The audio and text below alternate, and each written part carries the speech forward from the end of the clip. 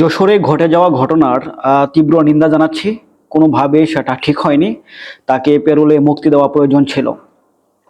এটার পাশাপাশি আমাদেরকে একটা জিনিস একটু বলা দরকার যে, যে বোনটি এই কাজ করলো, সাদ্দামের বউ, সে নিজে আত্মহত্যা করলো এবং তার সন্তানকে সহ সে আত্মহত্যা করলো। এখন প্রশ্ন হচ্ছে এটা যে, আপনি ডিপ্রেশনে পড়ে বা খুব বেশি হতাশ হয়ে আপনি আত্মহত্যা করার মতো একটা সিদ্ধান্তে উপনীত হলেন, কিন্তু আপনার হাজবেন্ড যখন নাকি দিনের পর দিন বছরের পর বছর মানুষের উপর জুলুম করত, বা জুলুম যদি নিজে নাও করে থাকে, সে জুলুমবাজদের সহযোগী ছিল, যেহেতু সে ছাত্রলীগ করতো।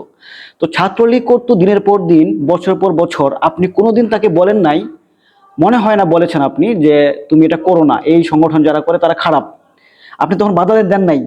এই যে তার ওই সময়টাতে করা যে কাজ ছিল, পাপ ছিল, সেই পাপের যে একটা কনসিকুয়েন্স, ফলাফল, সেটা এখন ভোগ করতেছে। এখন আপনি ডিপ্রেশন করতে করতে এমন একটা পর্যায়ে চলে গেলেন, আপনাকে আত্মহত্যা করতে হলো।